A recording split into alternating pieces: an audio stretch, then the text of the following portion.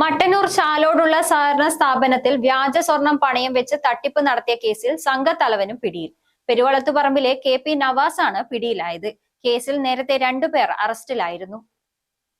Mattannur urban സൊസൈറ്റിയുടെ ചാലോടുള്ള ബ്രാഞ്ചിൽ വ്യാജ സ്വർണം പണയം വയ്ക്കാൻ ശ്രമിക്കുന്നതിനിടയിൽ ഉളിക്കലിലെ നിതിൻ, കൂടാളിയിലെ വിഷ്ണു എന്നിവരെ കഴിഞ്ഞ ദിവസം മട്ടന്നൂർ പോലീസ് പിടികൂടിയിരുന്നു. തുടർന്ന് നടത്തിയ അന്വേഷണത്തിലാണ് കേസിലെ മുഖ്യപ്രതിയായ പെരുവളത്തുപറമ്പ് സ്വദേശി KP നവാസിനെ പിടികൂടുന്നത്.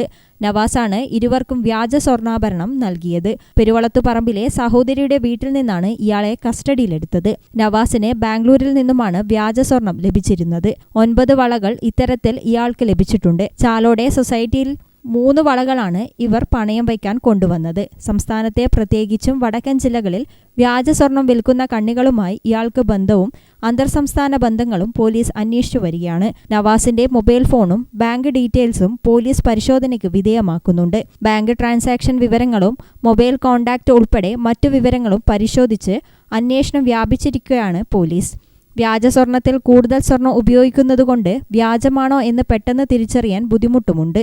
കൂത്തുപറമ്പ് ACP സിബി ടോമിന്റെയും ഇൻസ്പെക്ടർ KR ബിജുവിന്റെയും നേതൃത്വത്തിൽ സബ് ഇൻസ്പെക്ടർമാരായ Fairooz, Anushree, Prakashan, Rammohan, Minish Kumar, Anju Thankachan, senior civil police ഓഫീസർമാരായ ഷിനിൽ, വിജേഷ്, ദീപേഷ്, സുധീഷ്, സിവിൽ പോലീസ് ഓഫീസർമാരായ അമൽ, വിഷ്ണു, മിഥുൻ, അനീസ്, സന്ദീപ്, പ്രജീഷ്, വിഷ്ണു, അമൽ, ദീപക് എന്നിവരുൾപ്പെട്ട സംഘമാണ് കേസ് അന്വേഷിക്കുന്നത്.